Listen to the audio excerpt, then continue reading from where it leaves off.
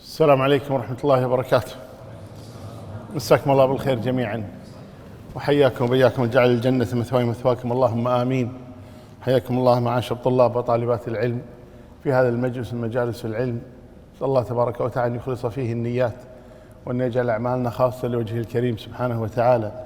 اللهم اجعل اجتماعنا هذا مرحوما، واجعل تفرقنا من بعده معصوما، ولا تجعل فينا ولا منا ولا معنا شقيا ولا محروما، اللهم آمين. نحن في ليلة الخميس، ليلة 30 من شهر محرم الحرام سنة 45 و400 وألف من هجرة نبي محمد صلى الله عليه وسلم، الموافق ليلة 17 من الشهر الثامن سنة 23 و2000 من ميلاد عيسى بن مريم عليه وعلى أمه السلام، في ضاحية الصديق في مسجد خالد الياقوت رحمه الله تبارك وتعالى، ومع المجلس 34 في قراءة كتاب تلخيص مختصر الفقه المقنع للشيخ عبد الوهاب بن عبد الرحمن الفارس رحمه الله تبارك وتعالى، متوفى سنة 43 وألف من هجرة النبي محمد صلى الله عليه وآله وسلم. نعم. بسم الله الرحمن الرحيم. الحمد لله رب العالمين، والصلاة والسلام على رسوله الأمين وعلى آله وصحبه أجمعين. قال المؤلف رحمه الله: فصل في زيارة القبور والسلام. حكم زيارة القبور: تسن للرجال وتكره للنساء.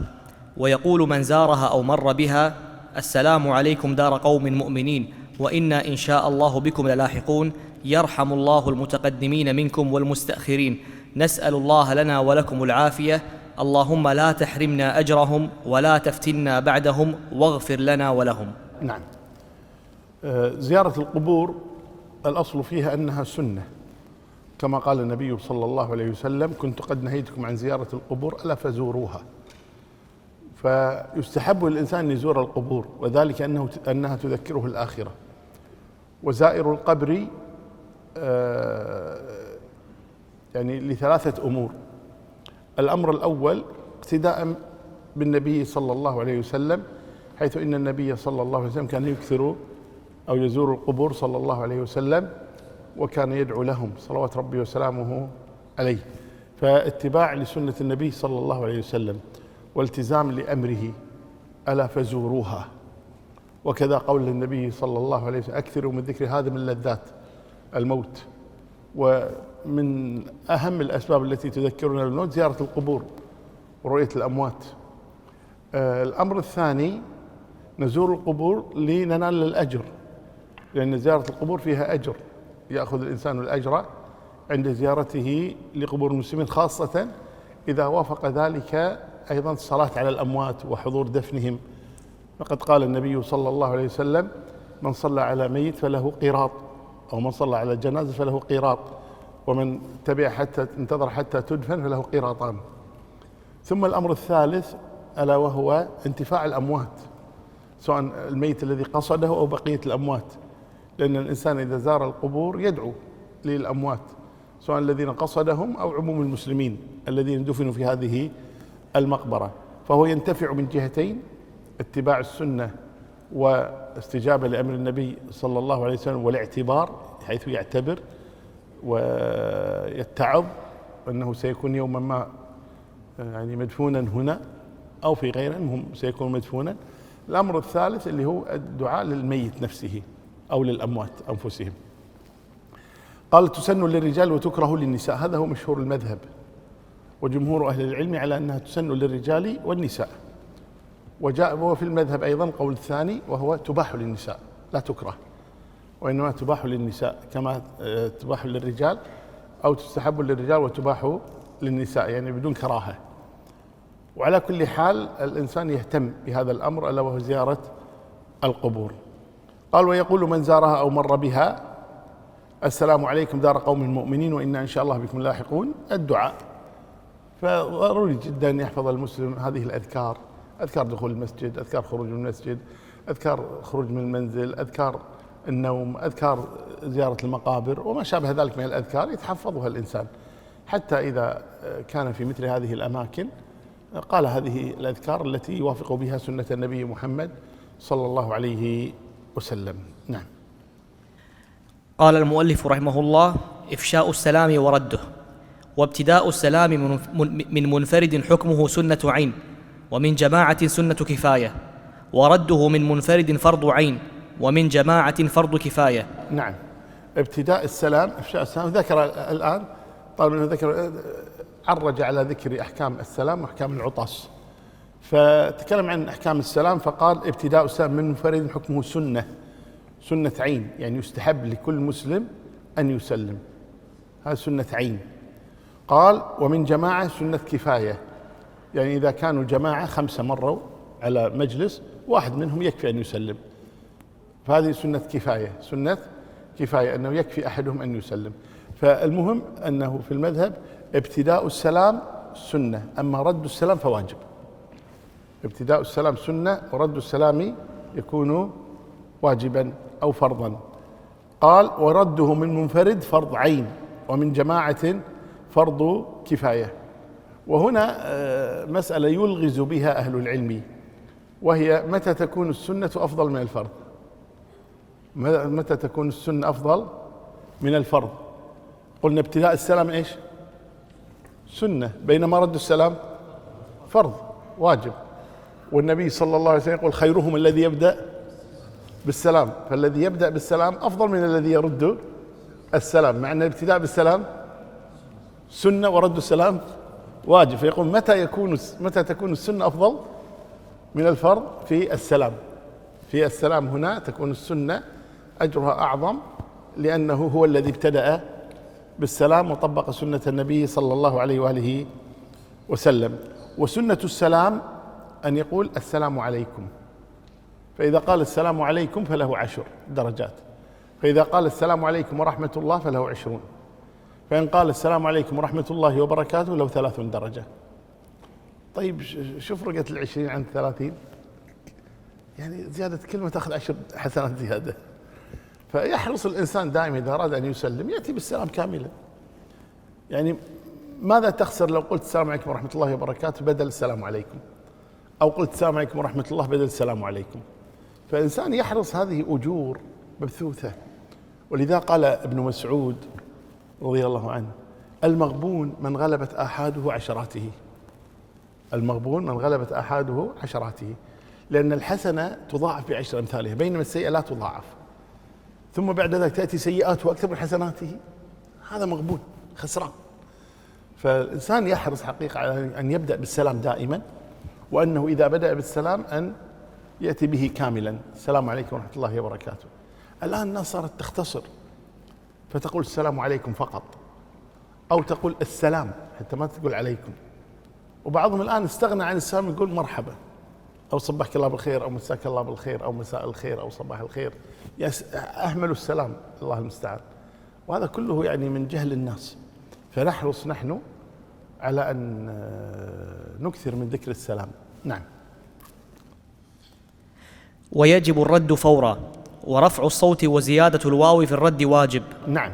قال يجب الرد فورا، يعني الأصل أنه لا يتأخر رد السلام إلا إذا كان هناك سبب، لأن النبي صلى الله عليه وسلم كان على حاجته، فجاء رجل وسلم، فانتهى النبي من حاجته صلى الله عليه وسلم، ثم توضأ ثم رد عليه، أو تيمم ثم رد عليه السلام صلى الله عليه وسلم. فإذا كان هناك سبب للتأخير فلا بأس. أما إذا لم يكن ثمة سبب فالأصل أن لا يؤخر، أن يرد السلام على الفور ولا يؤخر رد السلام. قال ورفع الصوت، يعني أحيانا واحد يقول يسلم السلام عليكم ورحمة الله ما يردون عليه، واحد يقول ليش ما تردون؟ قال ردينا بس ما سمعت. ارفع صوتك، ارفع صوتك.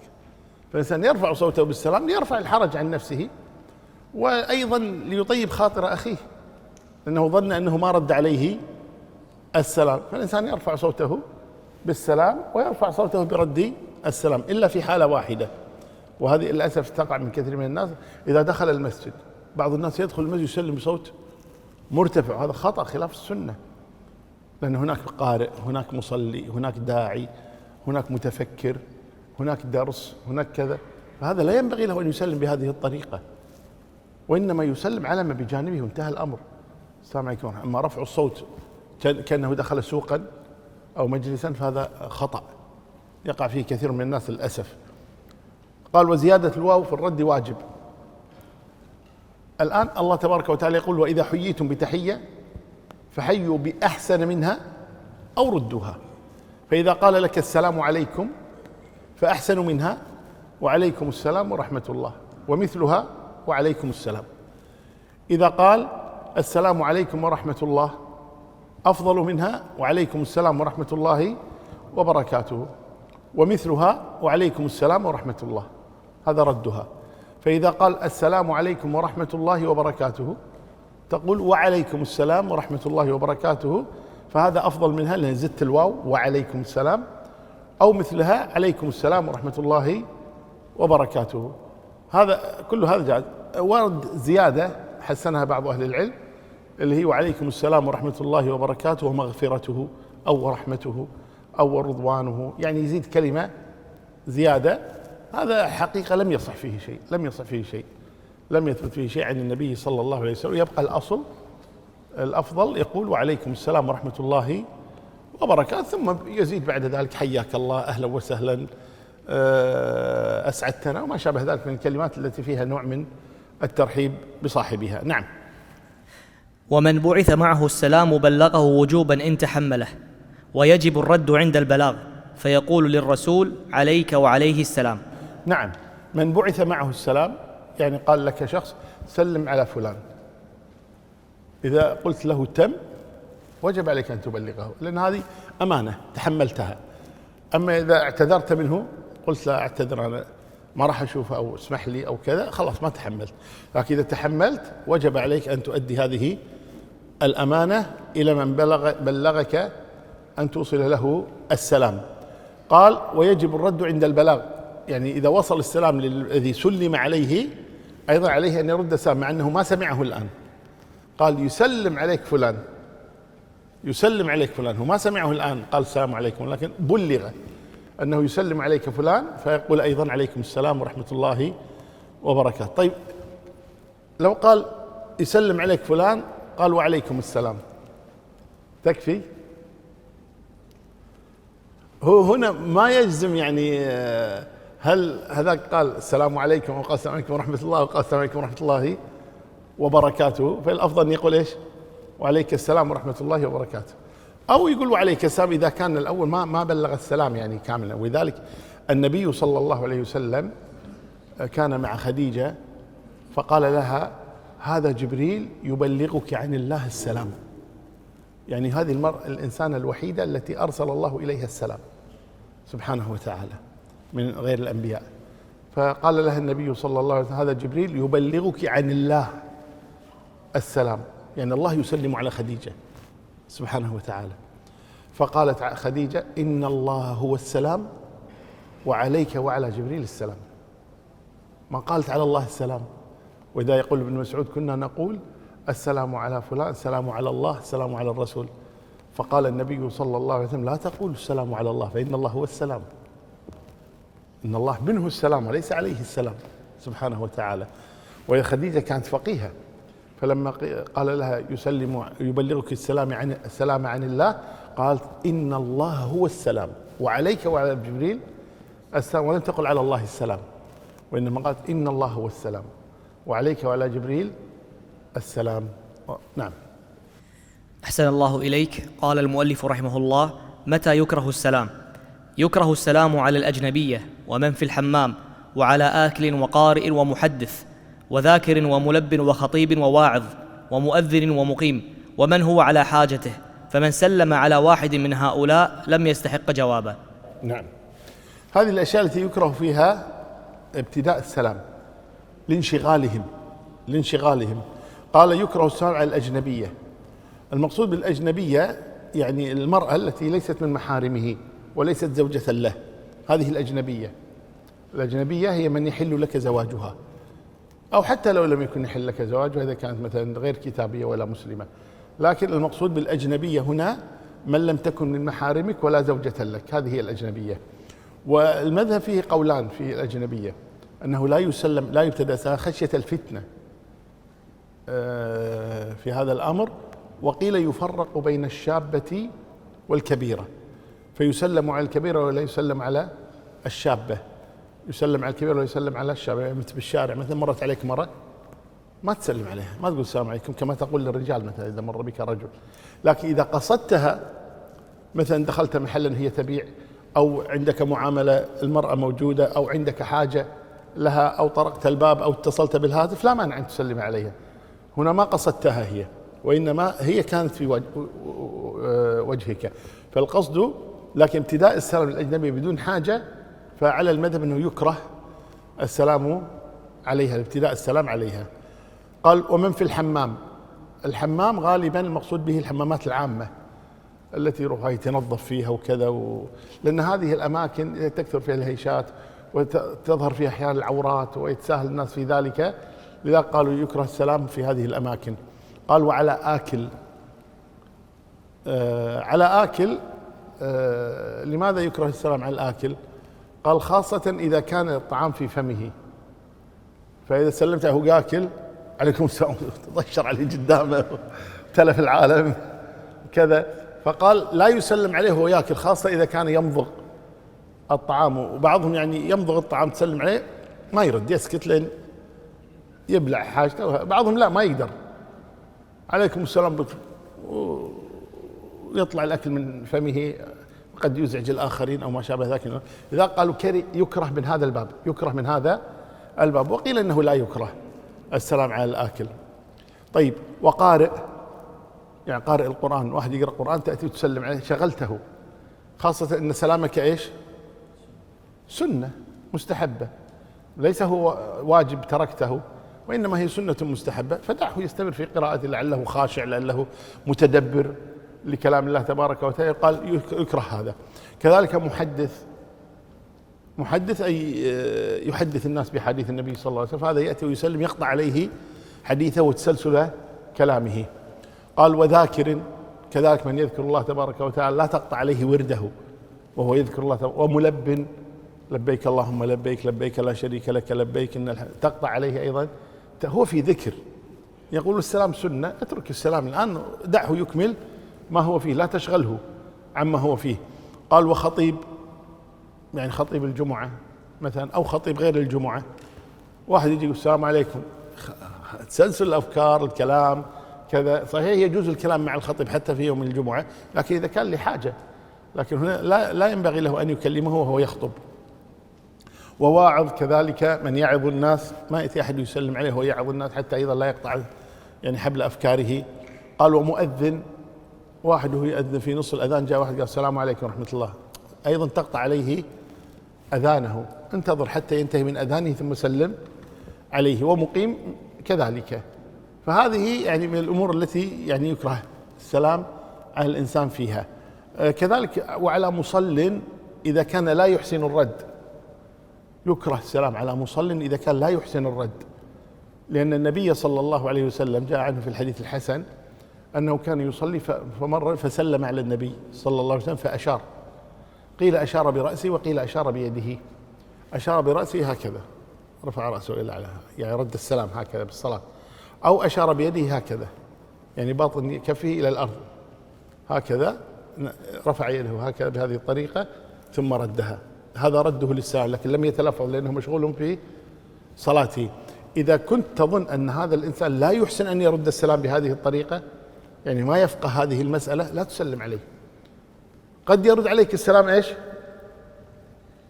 لفظا، قد يكون جاهلا فيرد عليك السلام، يعني تقول السلام عليكم وعليكم السلام، لا، فهنا هو رده عليك هنا يعني قد يبطل صلاته، لأن الصلاة لا يصلح فيها شيء من كلام الناس، فلذلك لا تسلم على مصل إلا إذا غلب على ظنك أنه يحسن الرد.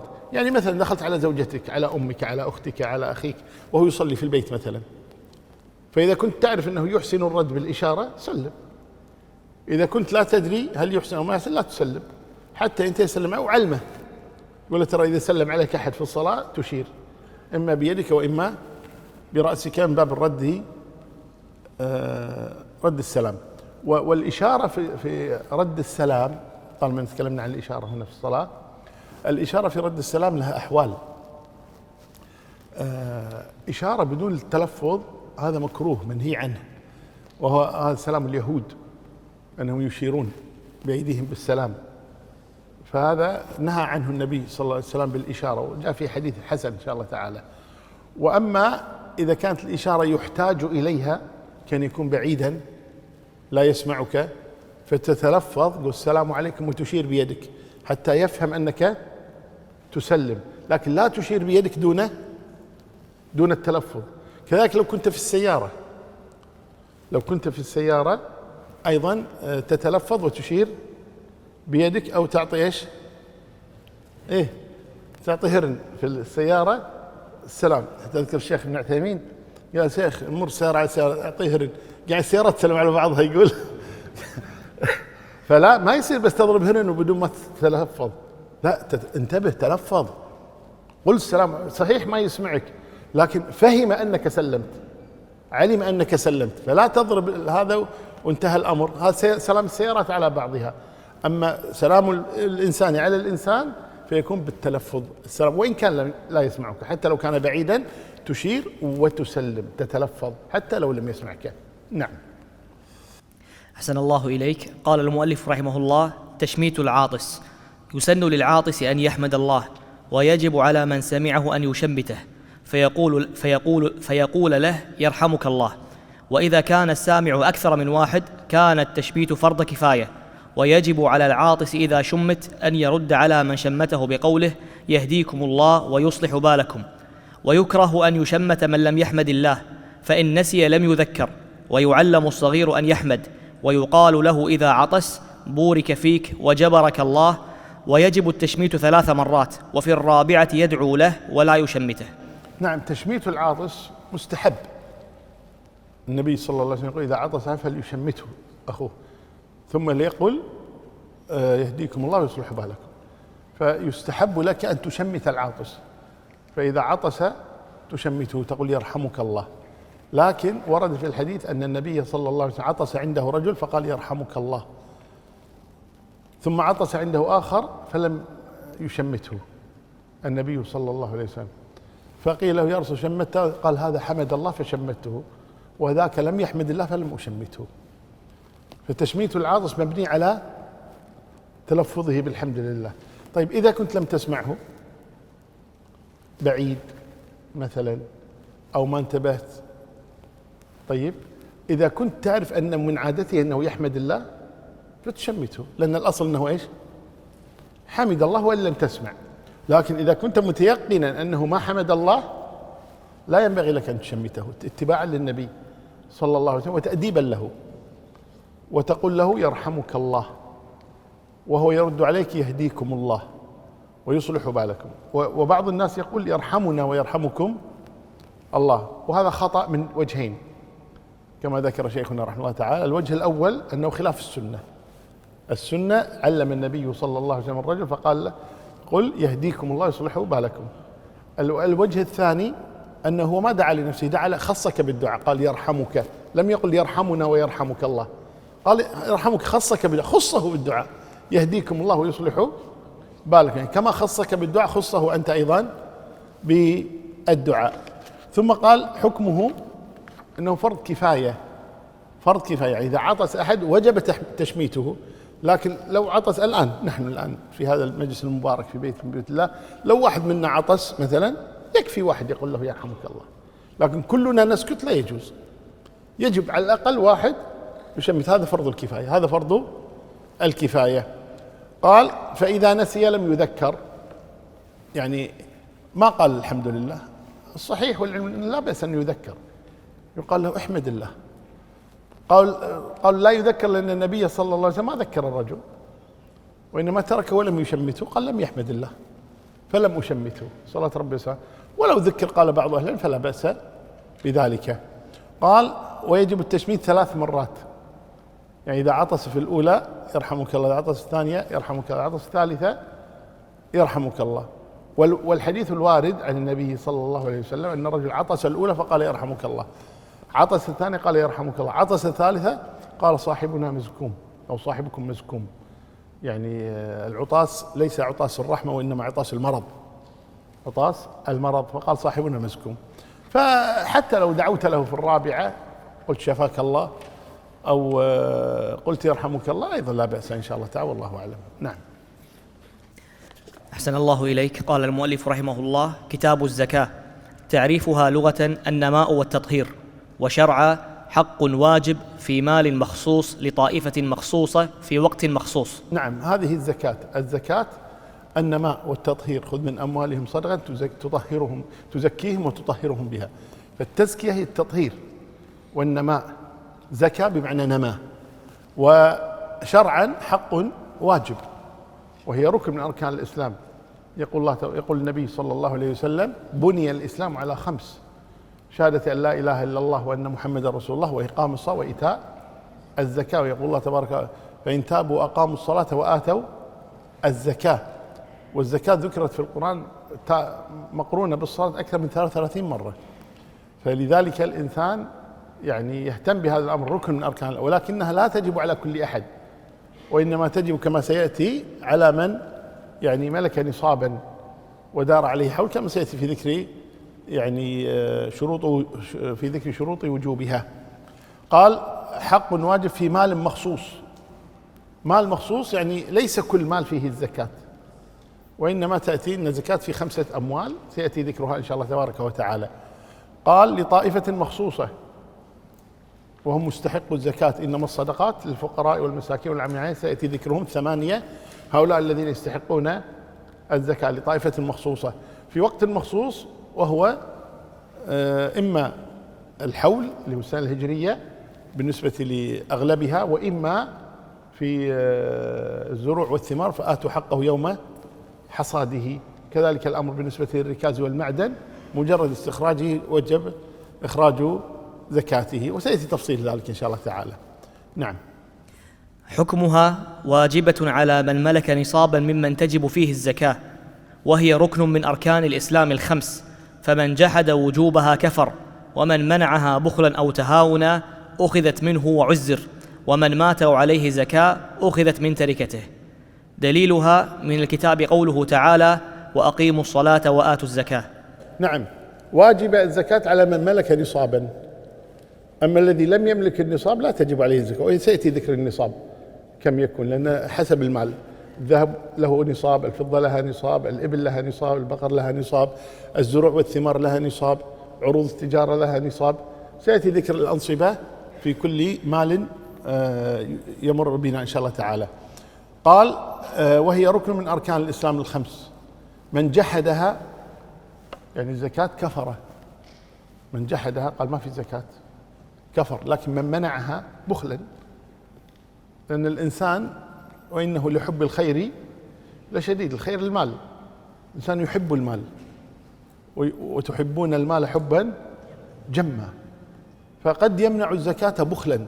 تقول له الزكاة واجبة، قال والله أدري واجبة بس ما تطيعني نفسي، ما أحب الفلوس.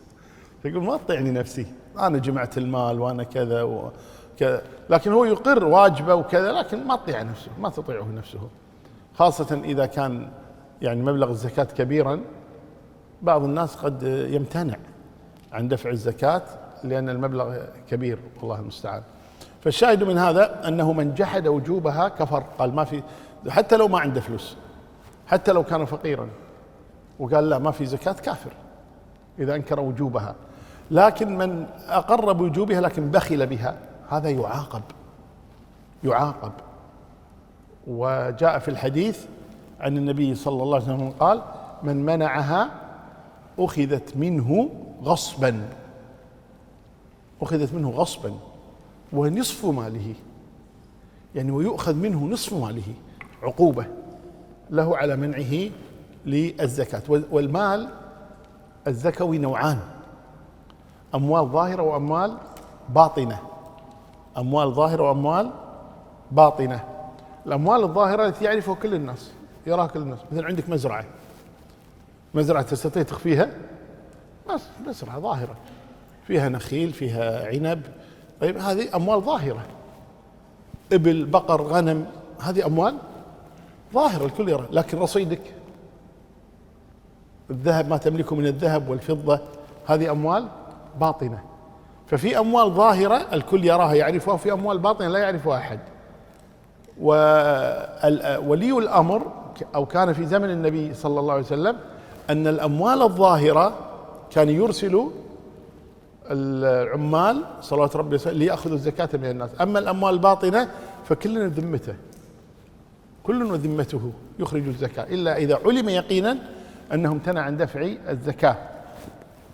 وعمر بن الخطاب رضي الله عنه يخبر عنه أسلم مولاه، لأن أعتق أسلم وصار عنده مال بعد أن أعتق، فجاء إلى عمر فقال له هذا زكاة مالي، قال خذها أنت واصرفها إلى من يستحق، لا تعطينا إياها. فلم يقبلها منه عمر، قال أنت أعطيها الفقراء. هذه مهمة جدا حتى يلين قلب الفقير على الغني، لأنه لم ينسه بالزكاة. لكن إذا كان الغني يروح يعطي زكاته لبيت المال مثلا، طيب، أو يعطيها للجان الآن أو الجمعيات أو كذا، الفقير يظن أنه ما يدفع الزكاة مثلا. لكن إذا صار هو الذي يعطي الفقير ويواسيه بهذا، هذا أولى، هذا أولى. فالقصد أنه من جحد وجوب الزكاة كفر، ومن منعها بخلا أخذت منه رغما عنه. والنبي صلى الله عليه وسلم في يوم من الأيام لما أمر بجمع الزكاة قالوا له منعنا الزكاة ثلاثة امتنعوا من دفع الزكاة. قال من هم؟ قالوا عمك العباس وخالد بن الوليد وابن جميل أو ابن أم جميل، هؤلاء ثلاثة منعوا الزكاة. قال أما العباس فعلي وإلي، أنا أدفعها. وجاء في رواية أن النبي كان أخذها منه يعني سنتين مقدم، فما عليه زكاة الآن. وأما خالد فإنكم تظلمون خالدا، فإن خالدا أوقف أدراعه وأمواله في سبيل الله، كل أمواله وقف. والمال الوقف ما عليه زكاة، الأموال العامة ما عليه زكاة، أموال الأوقاف، أموال الصدقات، أموال ما عليه زكاة. هذه الأموال العامة، أموال الدولة، هذه ما فيها زكاة. أما ابن أم جميل أو ابن جميل فما ينقم ابن أم جميل إلا إن كان فقيرا فأغناه الله، هذا عابه النبي صلى الله عليه وسلم إذا لم يخرج زكاة ماله. نعم. قال ومن مات وعليه زكاة أخذت من تركته. من مات وعليه زكاة أخذت من تركته، يعني لو كان رجل يخرج زكاة ماله دائما، لكن في هذه السنة مثلا يخرج مثلا في رمضان لو فرضنا، من شعبان أصابه مرض ودخل المستشفى وفي غيبوبة مثلا كذا، فلم يستطع إخراج زكاة ماله حتى توفي مثلا نقول في شوال يعني بعد رمضان، فهذا تخرج الزكاة من ماله قبل أن تقسم على الورثة، الميراث قبل أن يقسم الميراث على الورثة، لأن الإنسان إذا مات تعلق بماله 4 حقوق. أول حق حق الميت نفسه اللي هو حق الدفن، حق إذا كان فرض اللي يدفنون بفلوس مثلا، واللي يغسل بفلوس، واللي يكفن بفلوس، وشراء القبر بفلوس. لا تشوفون بس عندكم في هذه البلاد لها الحمد والمنة كل شيء بدون مقابل، لا، في بعض البلاد القبر يشتريه صاحبه، المغسل بأجرة، المكفن بأجرة، بس ناقص اللي يصلون عليه بأجرة. طيب، فهذا من أين يدفع هذا المال؟ من مال الميت، من مال الميت قبل توزيع، إلا إذا تبرع به أحد. لكن إذا لم يتبرع به أحد يؤخذ من مال، يعني حق الميت، حقه أن يدفن، حقه أن يكفن، حقه أن يغسل، فيؤخذ من مال. هذا أول حق، حق الميت. الحق الثاني وهي الديون التي على الميت، الديون التي على الميت. والديون تنقسم إلى قسمين، إما ديون لله وإما ديون للناس. وديون الله مثل الكفارات والنذور والزكاة، فلا تقسم التركة حتى يعطى من ماله للزكاة النذور إذا كانت عليه نذور، كفارات إذا كان عليه كفارات. ثم الحق الناس اللي هم الناس اللي يطالبونه، هذا يطلبه 1000، هذا يطلبه 5000، هذا يطلبه 200، هذا يطلبه 300، يعطى الناس حقهم من الديون التي لهم عليه. واختلف أهل العلم هل تقدم ديون الناس أم ديون الله؟ وعلى المذهب تقدم ديون الناس، لا لأنها أهم، ولكن لأن الله تبارك حقه مبني على المسامحة، والناس حقوقهم مبنية على المشاحة، ما يتركون حقهم، فالله يسامح سبحانه، بين الناس لا يسامحون، فقالوا يقدم حق الناس من هذا الباب. ثم الأمر الثالث المتعلق بالتركة اللي هو الوصية، إذا كان أوصى بوصية تنفذ وصيته في الثلث فما دون. ثم الحق الرابع اللي هو الورثة، أن يعطى الورثة كل منهم نصيبه من هذا المال. نعم. شروط وجوبها 5. الأول 5 صححوها. شرط يكون المؤنث التمييز. شروط وجوبها 5. نعم. شروط وجوبها 5. الأول الإسلام، الثاني الحرية، الثالث ملك النصاب تقريبا في الأثمان وتحديدا في غيرها. نعم. الإسلام، فلو جاءنا كافر وقال لنا هذه زكاة مالي، نقول لا ما ناخذها. ليش؟ أسلم. فإذا لا تقبل الزكاة من الكافر، لا تقبل الزكاة من الكافر. شرط الوجوب أنه يكون مسلما، ولا تجب عليه أصلا. يعني عندما ما يصير يروح حق واحد كافر يهودي أو نصراني أو بوذي أو هندوسي أو مجوسي أي ديانة كانت أو ملحد، نروح نقول له ادفع الزكاة وجوبا. لا، ما لك حق. يقول له أسلم، قل له أسلم، فلا تجب عليه الزكاة حتى يسلم. قال الحرية، العبد ما عليه زكاة لأن العبد ما يملكه، هو مملوك. العبد هو مملوك فلا تجب عليه الزكاة. ملك النصاب تقريبا في الأثمان وتحديدا في غيرها. تقريبا في الأثمان اللي هي الذهب والفضة، الأثمان الذهب والفضة، وتحديدا في غيرها اللي هي غيرها اللي هي زكاة بهيمة الأنعام اللي هي الإبل والبقر والغنم والزروع والثمار. وعروض تجارة بعضهم جعلها من الأثمان، يعني أقرب إلى الأثمان، بعضهم جعلها مع الزروع والثمار وبهيمة الأنعام. لكن على كل حال فهذه بالنسبة للإبل والبقر محددة. 5 من الإبل فيها شاة، 10 فيها شاتان، 30 من البقر فيها تبيع أو تبيعة، 4 من الغنم فيها شاة. بالضبط انقصت واحدة لا. لكن في الأثمان ممكن يكون هناك تقدير، ممكن تكون هناك كسور في الأثمان، لكن في الإبل والبقر والغنم والبهيمة الأنعام والآصع مالت الزروع والثمار لا، دقيقة جدا تكون. نعم. الرابع الملك التام. الملك التام يعني إن إذا كان المال هذا غير مملوك ملكا تاما، مثل دين الكتابة ليس مملوكا ملكا تاما. يعني الكتابة اللي هي تصير لو أني أملك عبدا مثلا، وهذا العبد جاءني قال أريد أن أكون حرا، فأقول له أعطني مثلا 5000 دينار وأعتقك، أو ما أعتقك، يعني تكون حرا تشتري نفسك ب5000 دينار. فدفع 2000 مثلا وباقي عليه، أو جمع 2000 وباقي عليه 3000 هنا. طيب 2000 التي جمعها هل عليها زكاة ولا ما عليها زكاة؟ قالوا هذه لا يملكها ملكا تاما لأنه ما زال عبدا. العبد أو المكاتب عبد ولو بقي عليه درهم، فهو إذا لا يملك هذا المال ملكا تاما. صحيح سيده أذن له أن يجمع هذا المال ولا يملك سيده أن يتنازل، لكن هو يملك أن يتراجع. يعني فكر فيها بعدين قال خلني عبد يقول خلني عبد، والله وناسة عندك مرتاح مكرمني ومقصر معاي وكذا وهذا، فهو يبطل عقد المكاتبة، هو يملك ذلك وإن كان سيده لا يملك إبطال، لكن هو يملك. وإذا قالوا الملك الذي يملكه ليس ملكا تاما وإنما ناقص. نعم. الخامس تمام الحول في غير المعشر ونحوه ونتاج سائمة وربح تجارة، فإن استفاد مالا بإرث أو هبة فلا زكاة فيه حتى يحول عليه الحول إلا نتاج سائمة وربح تجارة. تمام الحول في غير المعشر ونحوه، تمام الحول يعني تدور سنة هجرية كاملة، هذا هو الحول سنة هجرية كاملة على ملكك لهذا المال. أنا الآن دخل في ملكي هذا المال، احنا الحين في محرم صحيح؟ طيب 30 ليلة 30 اي نحن في 30 محرم. جاءني مال هدية، وناصر أعطاني هدية زين 10,000 دينار، زين أعطاني هدية 10,000، دخلت في ملكي. لو ما تصرفت فيها هذه الأموال حتى جاء محرم القادم، فهنا حال عليها إيش؟ حول، مرت عليها سنة هجرية كاملة.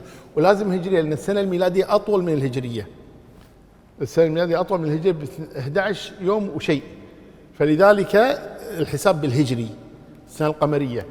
فإذا حال عليها حول كامل هنا وجبت فيها الزكاة، لا بد من حولان الحول.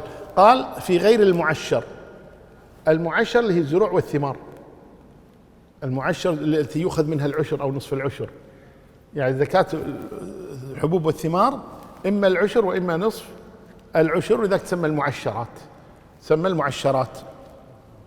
قال ونتاج سائمة وربح تجارة، نتاج سائمة وربح تجارة. كذلك السائمة أنا أيضا، يلا من اللي بيهديني؟ تهديني؟ يلا جزاك الله خير. أهداني 100 شاة، زين، عبيدان أهداني 100 شاة، جزاك الله خير، زين، 100 شاة أهداني الآن، ما دخلت ملكي الآن، متى تجب علي الزكاة؟ أيضا حول هجري، واضح ولا لا؟ سنة كاملة، في 30 محرم السنة القادمة تجب علي الزكاة، واضح؟ إذن لا دار عليها حول. يقول باستثناء ما ولدت، يعني لو أعطاني 100 شاة فيها 30 حمل، ممكن ولدت بعد، يعني احنا الحين بمحرم، ولدت في جمادى الآخرة، هذه التي ولدت في جمادى الآخرة التي ولدت دار عليها سنة محرم القادم، هذه تتبع الأصل، فأخرج زكاة الأصل وزكاة الفرع لأنه تبع. كذلك ربح التجارة، كذلك ربح التجارة. أنا عندي أيضا الحين مثلا عندي 10,000 دينار من نواف، يا عليكم والله بطلع تشرش الليلة، زين، فنواف أعطاني 10,000 دينار هدية، فهذه 10,000 أعطاني إياها هدية، جعلتها في مشروع مثلا، طيب جعلتها في مشروع، هذه 10,000 أيضا بعد حول كامل تجب علي فيها الزكاة، زكاة 10,000. لكن هذه 10,000 في هذا المشروع جاتها ايش؟ أرباح، 10,000 صارت 12,000 في محرم القادم، بس 12,000 2000 اللي أخذتهم ما جوني إلا في رمضان مثلا، تتبع الأصل، فأخرج زكاة كم؟ 12,000 وليس زكاة 10,000. إذا ربح التجارة ونتاج السائمة تابع للأصل. يقول فإن استفاد مالا بإرث أو هبة فلا زكاة فيه حتى يحول عليه الحول إلا نتاج السائمة وربح التجارة. قال المؤلف رحمه الله: الأشياء التي تجب فيها الزكاة 5: الأول بهيمة الأنعام، الثاني النقد، الثالث عروض التجارة، الرابع الخارج من الأرض وما في معناه كالعسل، الخامس الثمار. نعم، هذه الأموال التي تجب فيها الزكاة، هذه الأموال التي تجب فيها الزكاة، أولا بهيمة الأنعام، وهذه بالإجماع تجب فيها الزكاة. وبهيمة الأنعام 3: إبل والبقر والغنم، والغنم بنوعيها اللي هي الضأن والماعز، الضأن اللي هو ذكرها الخروف وأنثاها النعجة، والماعز اللي هو ذكرها التيس وأنثاه السخلة. هذه الأموال تجب فيها زيت. الآن بس يذكرها 5 هكذا مجملة، ثم يذكر كل واحدة على التفصيل إن شاء الله تعالى. قال والنقد، النقد اللي هو الذهب والفضة، يسمونها الأثمان، الذهب والفضة التي يشتري ويبيع فيها. صحيح الآن ما في أحد يشتري ويبيع بالفضة، الذهب ما زال محافظ على السعر، الفضة شبه انتهت يعني. فالقصد الآن النقد المقصود به الذهب والفضة. عروض التجارة، عروض التجارة المقصود منها ما عرض بقصد التجارة، ما عرض بقصد التجارة. الآن أنا لما يصير عندي 3 سيارات، مرة استعمل هذه، مرة استعمل هذه، مرة استعمل هذه، ممكن واحد يشوف 3 سيارات قال للبيع، أقول له لا، هذه سياراتي الخاصة، هذه أطلع فيها مع الأهل، هذه أروح أسابق فيها، زين، عارف شلون؟ هذه السيارة أروح فيها العمل، هذه السيارة للسفر، هذه لا، سياراتي الخاصة هذه، فهذه ما تسمى عروض، هذه أملاك خاصة. لكن افرض أنا عندي سيارة وكاتب عليها للبيع، مثل معارض السيارات الآن، لما تروح معرض السيارات معروض السيارة وكل واحد على سعرها، ماذا يريد؟ عرضها للبيع. فهذه عروض تجارة، أي محل تدخله زين، وفاتح المحل وحاط الأسعار وكذا، هذا معناته إيش؟ عروض تجارة. هذه كلها عروض تجارة، أي ما عرض للناس بقصد المتاجرة. ما عرض الناس بقصد المتاجرة هذه تسمى عروض التجارة. الخارج من الأرض وما في معناه كالعسل. الخارج من الأرض وما في معناه كالعسل. الخارج من الأرض يدخل فيه الركاز، وسيأتي ذكر تفصيله إن شاء الله تعالى، اللي هو كان دفين الجاهلية يسمونه، والمعدن كذلك كالمعادن اللي تخرج من الأرض، فوسفات، ذهب، فضة، يورانيوم، هذه اللي تخرج من الأرض. طيب، قال وما في معناه كالعسل.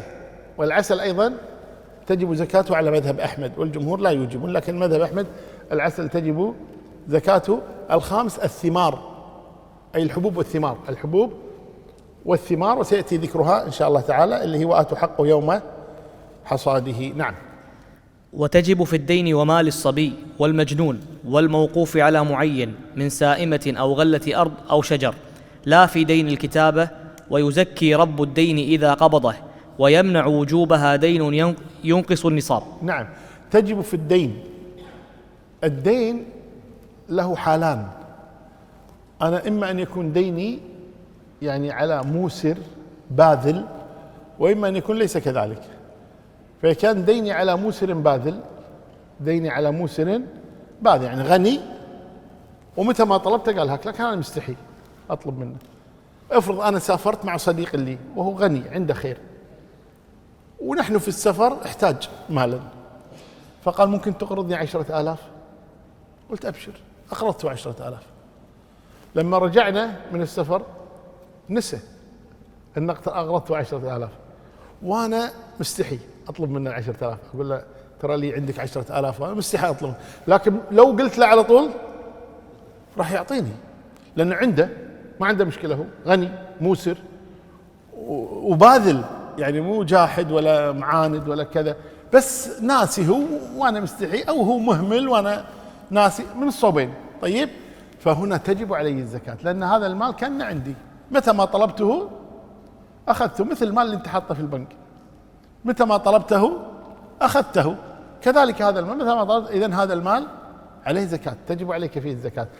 الحالة الثانية إذا لم يكن باذلا أو لم يكن موسرا، يعني واحد طلب منك 10,000، لما انتهى الموضوع وكذا جيتك لا فلان 10,000 اللي سلفت، قال والله ما عندي معسر، هذا لا تجب عليك فيه الزكاة لأنه معسر. أو جاحد يقول مالك شيء عندي يا فلان، أنا أعطيك 10,000، قال دل المحكمة، روح اشتك، روح اشتك، مالك شيء عندي، عندك شهيد، عندك دليل، عندك، جحد والعياذ بالله، هذا جاحد، أيضا ما عليك شيء فيها الزكاة. إذا كان مماطلا نفس الشيء، فلان 10,000 أبشر، باكر عندك، باكر ولا مسافر، رجع من السفر، فلان 10,000 نسيت، عطني يومين بس، وينحاش منك، وكل ما شفته إن شاء الله اصبر. مماطل. فهذا المماطل والجاحد والمعسر ليس عليك زكاة في الدين الذي عليهم. من الذي عليك الزكاة في الدين اللي عليهم؟ الباذل الموسر، كما قال تجب في الدين، أي إذا كان على مليء باذل، مليء يعني عنده باذل يعطي. ومال الصبي والمجنون، لو كان عندك أطفال صغار سواء كانوا أولادك أو كنت وصيا عليهم أو كذا، وعندهم مال وبلغ هذا المال زكاة يعني صابا، وجب عليك أن تخرج أنت الزكاة عنهم. كذلك المجنون تخرج الزكاة من ماله لتطهره. قال والموقوف على معين، كذلك فيه الزكاة على شخص معين، لكن الموقوف على العامة، وقف على الفقراء هذا ما فيه زكاة، وقف على طلاب العلم ما فيه زكاة، لكن وقف على فلان ملكه فلان، ملك انتفاع به، فهو عليه الزكاة. قال من سائمة أو غلة أرض أو شجر. قال لا في دين الكتابة، قلنا قبل قليل دين الكتابة لأنه ليس مالا مستقرا، طيب ما في ملك تام. قال ويزكي رب الدين إذا قبضه، ويمنع وجوبها دين ينقص النصاب. لو كان واحد مثلا وجبت عليه الزكاة عند مثلا 10,000 دينار، إذا يجب عليه الزكاة. كم فيها 10,000؟ 250. طيب قلنا له أخذ زكاة مالك 250، قال أنا مطلوب. قلت كم مطلوب؟ قال مطلوب 12,000. قلنا له سدد الدين، قال لي بسدد باكر. راح سدد الدين 10,000، ما عليه زكاة، لأن لما دفع 10,000 صار عنده نصاب؟ ما عنده نصاب، ما يملك الحين، خلاص ما عليه زكاة هذا. لكن إذا قال علي دين 1000، شيل 1000. عندك كم؟ 9,000، طلع زكاة 9,000. شيل الدين وادفع هذا. هذا إذا كان الدين حالا. أما إذا كان الدين أقساط مثل الحين، طيب هو يملك 1,000,000 ومطلوب 5 ملايين مثلا. كثير من التجار هكذا، يعني يملك ملايين وعليه ملايين. طيب هذه الملايين اللي عليه إذا كان بيسدد الحين حتى نقص نصابه ما عليه زكاة. أما إذا يقول لا أنا أسدد بعدين أو مقسط أو كذا، فهذا تجب عليه الزكاة، والله أعلم. وصلى الله وسلم وبارك على نبينا محمد. يقول ما السنة بعد دفن الميت عند القبر؟ السنة الدعاء له، كما قال النبي صلى الله عليه وسلم: سلوا لأخيكم التخفيف أو التثبيت إنه الآن يسأل. سلوا لأخيكم التثبيت فإنه الآن يسأل. السنة أن تدعو له بعد دفنه. السنة في السلام عند الدخول إلى الديوانية وطريقة المصافحة. لا، النبي صلى الله عليه وسلم ما كان يصافح. إذا دخل المجلس فيه الصحابة ما كان يصافحهم. السلام عليكم، يجلس حيث انتهى به المجلس. هذه السنة، إلا إذا كان الناس ما رآهم منذ مدة أو كذا فلا مانع أن يصافحهم. وإذا كانت قادمة من سفر يعانقه أيضا.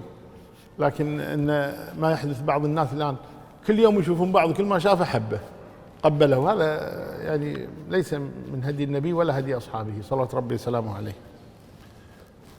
جاءني ضيف من دولة شقيقة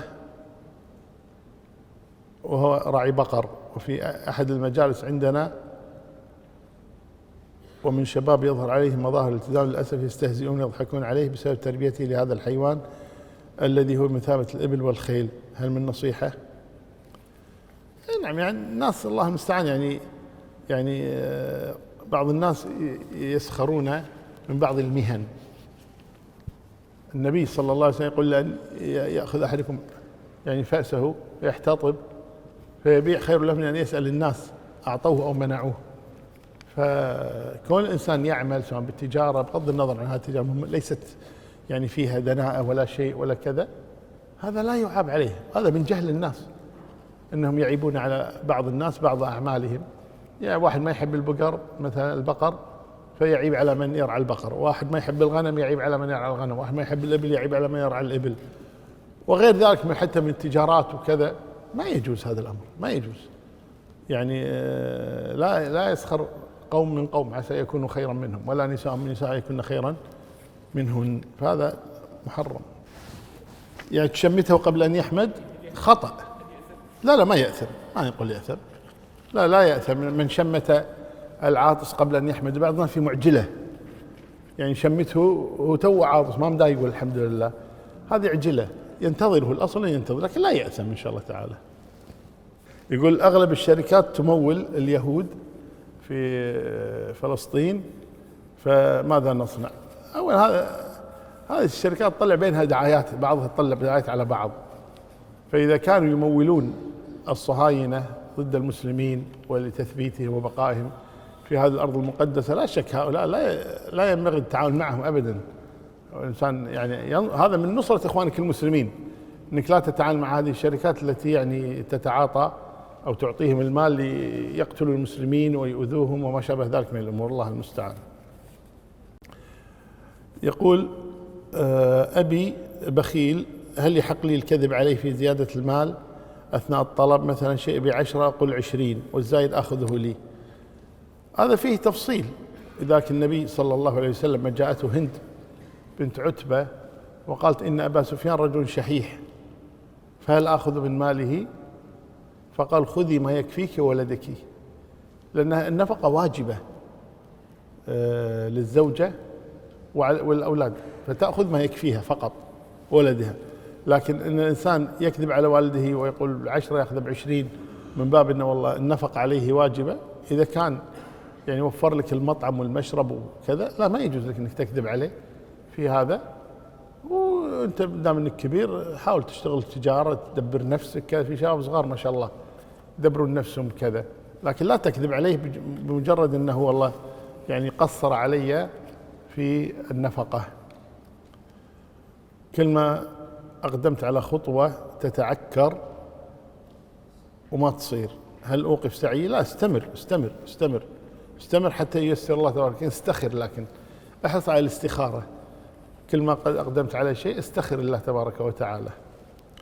هل تجوز مراقبه الباضه من اجل انجاب طفل ذكر؟ يعني التبييض يقصد؟ لا بأس، لا بأس بهذا، أن تراقب المرأة تبيض وتقول الجماع الآن حتى نأتي بذكر، لا بأس إن شاء الله تعالى بهذا، لكن احرص على الولد الصالح ذكر أو أنثى. أحيانا الذكر يعكر عليك حياتك. الله تبارك وتعالى يقول: وأما الغلام فكان أبواه مؤمنين فخشينا أن يرهقهما طغيانا وكفرا. يعني ليس على كل حال الولد يكون نعمة، أحيانا يكون نقمة، أحيانا تكون البنت أفضل من الابن، لكن على كل حال يجوز من حيث المبدأ. للأسف يعني في السابق ويسأل عن إنسان يدخل المسجد ومعه باكيت سجاير يعني أو كذا، هل يجوز له ذلك أو لا؟ يعني في السابق كنا نرى كثيرا أن بعض عامة الناس إذا دخل المسجد ما يدخل باكيت سجاير، يحطه مع النعال، يخليه هناك من باب الأدب للمسجد، أن ما يدخل الدخان المحرم إلى داخل المسجد، يجعله مع النعال أو بسيارته إذا كان جاي بالسيارة، ولا يدخله المسجد أبدا. الآن صار الناس يتساهلون في هذا ويدخل في باكيت السجاير، وأحيانا حتى رائحة الدخان في فمه، هذا لا يجوز. أقصد لا يجوز اللي هو رائحة الدخان في فمه. النبي صلى الله عليه وسلم يقول: من أكل ثوما أو بصلا فليعتزلنا أو ليعتزل مسجدنا. وكذلك إدخال باكيت السجاير لا ينبغي حقيقة يعني الإنسان يدخله إلى المسجد. نعم. يقول: في ناس إذا دخلوا المقبرة قرأوا الفاتحة، هذه من البدع. إذا خصصها بالمقبرة كل ما دخل المقبرة لازم يقرأ الفاتحة، هذا من البدع، خاصة إذا بعد قرأها الأموات، هذا من البدع. وإنما يقول الذكر الذي علمه النبي صلى الله عليه وسلم وكان يفعله صلى الله عليه وسلم، اللي هو: السلام عليكم أهل الديار من المسلمين المؤمنين أنتم السابقون اللاحقون نسأل الله لنا ولكم العافية. أما قراءة سورة الفاتحة كلما دخل المقبرة، لا، هذا من البدع، ما ينبغي هذا أبدا.